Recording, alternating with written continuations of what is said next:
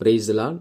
நாள் 12 தியான பகுதி ஆதியாகமம் 23ஆம் அதிகாரம் மற்றும் 24ஆம் அதிகாரம். 23ஆம் அதிகாரத்தை நாம் வாசிப்போமானால் அதில் சாராள் 127வது வயதில் மரணத்தை சந்திக்கிறாள். அப்பொழுது ஆபிரகாம் கானான் தேசத்தில் உள்ள எபிரோன் என்னும் கீரியாத் அர்பாவிலே இருந்தான். அங்கே சாராள் மரித்தபடியினால் ஆபிரகாம் சாராளுக்காக அழுது புலம்பி பிற்பாடு இந்த தேசத்தில் இருந்த ஏத்தின் புத்திரோட பேசி அங்கே சோகாருடைய குமாரனாகிய எப்ரோன் என்பவனிடத்தில் அவனுக்கு சொந்தமாயிருந்த மக்பேலா என்னப்பட்ட அந்த கல்லறையை தனக்கு சொந்த பூமியாக கேட்டான். அப்பொழுது எபிரோன் அதை ஆபிரகாமுக்கு கொடுக்க முழு மனதோடு சம்மதித்தார். பின்பு ஆபிரகாம் சாராளை அந்த இடத்தில் அடக்கம் பண்ணுகிறான். அப்பொழுது ஆபிரகாம் அதற்கு என்று ஒரு கிரயத்தை கொடுத்து அதை தனக்கு சொந்த பூமியாக வாங்கி கொண்டான். ஆபிரகாம் பெரிய ஐஸ்வர்யவான், ஒரு செல்வ சீமானா இருந்தவர். ஆனால் ஆபிரகாமுக்கு என்று சொந்த இல்லம் இல்லாதிருந்தது. அவர் மிகுதியான ஐஸ்வர்யமுடையவனாய் இருந்தாலும் அவர் பரதேசியை போலதான் கானான் தேசத்தில் சஞ்சரித்துக் கொண்டிருந்தார்.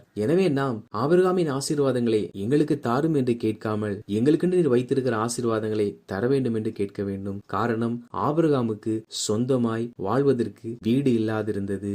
ஆபிரகாமுக்கு சொந்தமாய் இருந்த அசையாத சொத்து எதுவென்றால் இந்த மக்பேலா எனப்பட்ட குகைதான். இந்த மக்பேலா எனப்படுகிற இந்த குகையும் அந்த நிலமும் இந்த நாள் வரையிலும் இஸ்ரேல் தேசத்தில் இருக்கின்றன. அங்கே சாராளுடைய சரீரம் அடக்க பண்ணப்பட்டு அவைகள் இன்று வரை ஒரு சுற்றுலா ஸ்தலமாகவே பார்க்கப்படுகிறது. அது ஒன்றுதான் ஆபிரகாமுக்கு சொந்தமான நிலம். இதில் இந்த தேசத்தின் ஜனங்களும் எபிரோனும் ஆபிரகாமுக்கு இந்த தேசத்தில் இடம் உண்டு என்று சொன்ன போதும் அந்த குகையை கொடுக்க அனுமதி கொடுத்த போதும் ஆபிரகாம் தேசத்தாருக்கு வந்தனம் செய்தான் என்பதாக எழுதப்பட்டிருக்கிறது. ஆபிரகாம் பிற மனிதனை மதிக்கிற ஒரு மனிதனாய் காணப்பட்டார். அதே ஊரில் ஆபிரகாம் எல்லாருக்கும் எதிரியா இருந்திருப்பார் என்றால் அவர் உதவி என்று கேட்கும் பொழுது ஒருவரும் அவருக்கு உதவி செய்திருக்க மாட்டார்கள். ஆபிரகாம் எல்லாரோடு சமாதானமாய் இருந்து அங்கே தன் சாட்சியை காத்து கொண்டது நிமித்தமாகவே ஆபிரகாம் கேட்கும் பொழுது அந்த இடத்தை இலவசமாய் கொடுக்கவும் எபிரோன் சம்மதித்திருந்தார். நாமும் கூட நாம் இருக்கிற அந்த பகுதியில் நமக்கென்று ஜனங்கள் கொடுக்கிற கனத்தையும் மரியாதையும் பாதுகாத்து கொள்ள பழகி கொள்ள வேண்டும். நம்முடைய செயல்களினால் ஒரு நாளும் ஜனங்கள் நம்மேல் வைத்திருக்கிற மதிப்பு மரியாதை குறைந்து போகும்படி நாம் நடந்து கொள்ளக்கூடாது. அப்படி நாம் நடந்து கொள்வோம் என்றால் நாளைக்கு நாம் உதவி என்று ஒன்று கேட்கும் பொழுது அவர்கள் மூலமாய் நமக்கு உதவி கிடைக்க முடியாமல் போய்விடும். கர்த்தர் மனிதர்களை கொண்டே நமக்கு உதவி செய்கிறவராய் இருக்கிறார். எனவே நாம் மனிதர்களை பகைத்து வாழாமல் அந்த எல்லா மனிதர்களுக்கு முன்பாக சாட்சியுள்ள வாழ்க்கையை வாழ வேண்டும். ஆபிரகாம் செல்வந்தனாய் இருந்த போதும் எல்லாரையும் மதிக்கிற ஒரு நல்ல மனிதனாய் இருந்தார். நாமும் நாம் வசிக்கிற இடத்தில், நாம் பணி செய்கிற இடத்தில் இருக்கிற எல்லாருக்கும் மரியாதை செலுத்துகிறவர்களாய் காணப்பட வேண்டும். 24ஆம் அதிகாரத்தை நாம் வாசிப்போமானால் அதில் ஆபிரகாம் வயது சென்று முதிர்ந்தவன் ஆன போது தன் வீட்டில் எல்லாரிலும் மூத்தவனும் தனக்குண்டான எல்லாவற்றிற்கும் அதிகாரியுமாய் இருந்த தன் ஊழியக்காரனாக இளையசாரை அழைத்து தன் குமாரனாக ஈசாக்குக்கு பெண் கொள்ளும்படி சொல்லுகிறார். அப்பொழுது ஆபிரகாம் 3 நிபந்தனைகளை வைக்கிறார். முதலாவது நிபந்தனை என்னவென்றால், இந்த கானான் தேசத்தில் என் குமாரனுக்கு பெண் கொள்ள வேண்டாம் என்பதாகும். ஏனெனில் கானான் தேசத்தில் உள்ள எல்லாரும் விக்கிரகத்தை வழிபடுகிறவர்கள். எனவே விக்கிரகத்தை வழிபடுகிற ரட்சிக்கப்படாத யாரையும் ஈசாக்குக்கு பெண் கொள்ள வேண்டாம் என்பதாக சொல்லுகிறார். நாமும் கூட திருமணத்தின் போது ஒரு நாளும் ரட்சிக்கப்படாதவர்களை நமக்கென்று நம் பிள்ளைகளுக்கென்று திருமணம் செய்து வைக்க கூடாது. இரண்டாவதாக, என் தேசத்திற்கும் என் இனத்தாரிடத்திற்கும் போய் ஈசாக்குக்கு பெண் கொள். அதாவது ஆபிரகாமுடைய குடும்பம் ரட்சிக்கப்பட்டு ஒன்றான மேய்தேவனை அறிந்த குடும்பம். எனவே ரட்சிக்கப்படாதவர்கள் அல்ல, ரட்சிக்கப்பட்ட ஒன்றான மேய்தேவனை ஆராதிக்கிற விசுவாசியா இருக்கிற அப்படிப்பட்ட குடும்பத்தில் பெண் கொள் என்பதாக கட்டளையிடுகிறார். மூன்றாவதான நிபந்தனை என்னவென்றால், நீ ஈசாக்கை மறுபடியும் அங்கே அழைத்து கொண்டு போகாதபடி எச்சரிக்கையா இரு என்பதாகும். ஏனென்றால் ஆண்டவராகிய தேவன் தான் அவருடைய உறவினர் நடுவில் இருந்து ஆபிரகாமை அழைத்து தனியே வரும்படி சொல்லி, நீ இங்கே இரு, நான் உன்னை ஆசீர்வதிப்பேன் என்பதாக சொன்னார். எனவே மறுபடியும் தன் குமாரனை அவ்விடத்திற்கு அழைத்து கொண்டு போக வேண்டாம் என்று சொல்லுகிறார். இது எதை காண்பிக்கிறது என்றால், தேவனுடைய வார்த்தைக்கு கீழ்ப்படுகிற அப்படிப்பட்ட குடும்பத்தில் தான் நாம் பெண் எடுக்க வேண்டும் என்பதை காண்பிக்கிறது.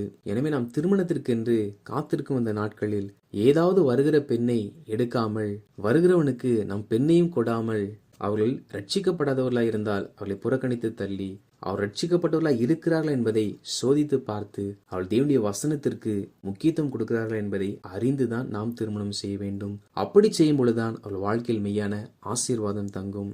இதற்கு பிற்பாடு எலெயாசார் மெசொப்பொத்தேமியாவுக்கு செல்லுகிறார். அங்கே நாகோருடைய ஊருக்கு அவர் வந்து சேர்ந்த பொழுது அங்கே துறவண்டையில் அமர்ந்து தேவனை நோக்கி, இந்த துறவிலே அநேகர் தண்ணீர் முள்ள வருவார்கள், அப்பொழுது நான் குடிக்க தண்ணீர் கேட்பேன், எனக்கு தண்ணீரை கொடுத்து உடைய ஒட்டகத்துக்கும் வார்ப்பேன் என்று யார் சொல்லுகிறார்களோ அவர்கள்தான் ஈசாக்குக்கு நீர் நியமித்தவளாய் இருக்கும்படிக்கு அனுகிரகம் செய்தருளும் என்பதாக ஜெபிக்கிறார். இந்த ஜெபத்தை அவர் முடிக்கும் முன்பாகவே நாகருடைய குமாரனாகிய பெத்துவேலின் மகள் ரெபேக்காள் குடத்தை எடுத்துக்கொண்டு வருகிறாள். எலெயாசாரோ அவள் ரெபேக்காள் என்று அறியாமல் அவளிடத்தில் தண்ணீர் கேட்க ரெபேக்காள் உடைய ஒட்டகங்களுக்கும் வார்ப்பேன் என்பதாக சொல்லுகிறார். அப்பொழுது தண்ணீர் குடித்து முடித்த பிற்பாடு கர்த்தர் தன் பிரயாணத்தை வாய்க்க செய்தார் என்று சொல்லி எலெயாசார் தனக்குள் நினைத்து கொண்டார். ஆனாலும் இவள் நாகருடைய சந்ததிதானா என்று தெரியாதபடியினால் யார் என்பதாக விசாரிக்கிறாள். அப்பொழுது ரெபேக்காள் நாகோர் தன்னுடைய தாத்தா என்றும் பெத்துவேல் தன்னுடைய தகப்பன் என்றும் அறிமுகம் செய்கிறார். அப்பொழுது அவர் நடந்த எல்லாவற்றையும் ரெபேக்காள் இடத்தில் சொல்ல, ரெபேக்காள் இல்லத்திற்கு சென்று தன் தகப்பனிடத்திலும் தன் சகோதரனிடத்திலும் சொல்லுகிறார். ரெபேக்காளுடைய சகோதரன் பெயர் லாபான். அப்பொழுது லாபான் புறப்பட்டு வந்து எலெயாசாரை தன் இல்லத்திற்குள் அழைத்து செல்லுகிறான். அப்பொழுது எலெயாசார் நடந்த எல்லாவற்றையும் சொல்லி அவருடைய விருப்பத்தை கேட்கிறான். அப்பொழுது லாபானும் பெத்துவேலும் பிரதியுத்தரமாக, இந்த காரியம் கர்த்தரால் வந்தது, உமக்கு நாங்கள் நலம் புலம் ஒன்றும் சொல்லக்கூடாது என்பதாக சொன்னார்கள். திருமண காரியம் என்பது வாழப்போகிற இருவருடைய மன விருப்பத்தின்படி அல்ல, அல்லது பெற்றோருடைய விருப்பத்தின்படி அல்ல, அது தேவனால் வந்த காரியமாக இருக்க வேண்டும். தம்பதிகள் இருவர் விரும்பி திருமணம் செய்து கொள்வார்களானால் காலம் செல்லும் பொழுது மனிதனுடைய அந்த விருப்பமானது குறைய ஆரம்பிக்கும், பிரிவினைகள் உண்டாக ஆரம்பிக்கும். ஆனால் ஒரு திருமணம் தேவனால் நடைபெற்றது என்றால் அவருடைய அன்பும் ஐக்கியமும் ஒரு நாளும் குறையாது. காரணம் அது தேவனுடைய சித்தத்தினால் நடக்கிறபடியினால் தேவன் அவருடைய ஆவி ஆத்மாவை ஒரு மனிதனால் நிரப்பி அவள் ஆத்ம பந்தத்தை கர்த்தர் பாதுகாத்துக் கொள்ளுவார். எனவே திருமணத்தின் போது தம்பதிகளுடைய விருப்பங்கள் அல்ல, பெற்றோருடைய விருப்பங்கள் அல்ல, தேவனுடைய விருப்பம் எதுவென்று, தேவனுடைய சித்தம் எதுவென்று அதை தான் நாம் கேட்டு அறிந்து கொள்ள வேண்டும். அப்படி தேவ சித்தப்படி செய்யும் பொழுதே அந்த திருமணத்தில் முற்றிலுமாய் தேவனுடைய ஆசீர்வாதம் தங்கியிருக்கும். இதற்கு பிற்பாடு அவர்கள் ரெபேக்காளை எலெயாசாரோடு கூட அனுப்பி வைக்கிறார்கள். வரும்பொழுது ஈசாக்கு மாலை வேளையில் தியானம் பண்ணி கொண்டிருந்தார். அக்காலத்தில் வேதாகம் இல்லாதிருந்தது. ஆனால் ஈசாக்கு தியானம் பண்ணினாராம். இதன் பொருள் என்னவென்றால், தியானம் என்பது நாம் வசனத்தில் 4 குறிப்புகளை எடுத்து வைத்து அவைகளை சொல்லுவது அல்ல. உண்மையான தியானம் என்றால் நாம் ஜெப நிலையில் வேதம் வாசிக்கும் பொழுது வாசிக்கிற வசனம் அல்ல, அந்த வாசிக்கிற வசனத்திற்கு உள்ளாக இருக்கிற மறைப்பொருட்களை, சத்தியங்களை நம்முடைய மனத்திரையில், நம்முடைய இருதயத்தின் ஆழத்தில் கர்த்தர் பேசுவார். அப்படி வசனங்களை நம்முடைய இருதயத்தின் ஆழத்தில் பதித்து தேவனுடைய உதவியை நாம் நாடும் பொழுது கர்த்தர் அந்த வசனத்திலிருந்து சில வார்த்தைகள் நமக்கு வெளிப்படுத்துவார். அதுதான் தியானம் எனப்படும். இப்படி ஈசாக்கு ஜெபித்து தேவனுடைய வார்த்தையை தன் இருதயத்தில் வைத்து தியானம் பண்ணி கொண்டிருந்தார். தியானம் முடிந்த பிற்பாடு ஈசாக்கு பார்க்கும் பொழுது அங்கே தன் தகப்பனுடைய விசாரணைக்காரனாகிய எலெயாசாரும் ஒட்டகங்கள் வருகிறதை பார்க்கிறார். அப்பொழுது எலெயாசார் ரெபெக்காள் இடத்தில் ஈசாக்கை அறிமுகம் செய்து பின்பு ஈசாக்கின் இடத்தில் வந்து ரெபெக்காளை குறித்தும் நடந்த எல்லாவற்றையும் குறித்தும் சொல்லுகிறார். இவைகளுக்கு பின்பாக ஈசாக்கு ரெபெக்காளை தனக்கு மனைவியாக்கி கொண்டான். தேவனால் ஆசீர்வதிக்கப்பட்ட ஒரு திருமணம் எப்படி நடக்க வேண்டும் என்ற படிகளை குறித்து இந்த அதிகாரத்தில் நாம் தெளிவாய் அறிந்து வாசிக்க முடிந்தது. அப்படி அவர்கள் தேவ சித்தத்தின்படி திருமணம் செய்து கொண்டதினால்தான் திருமண ஜோடிகள் என்ற ஒரு பெயர் சொல்லுவோம் என்றால் அது ஈசாக்கு ரெபெக்காள் என்பதாக கிறிஸ்தவ வட்டாரத்திற்குள் பரவி இருக்கிறது.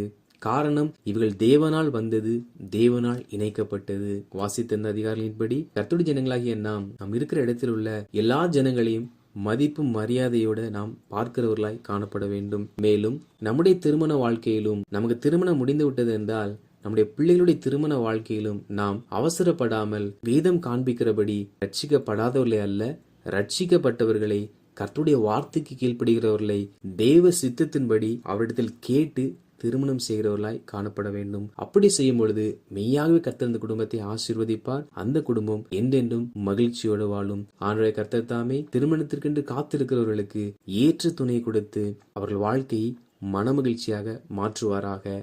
ஆமேன்.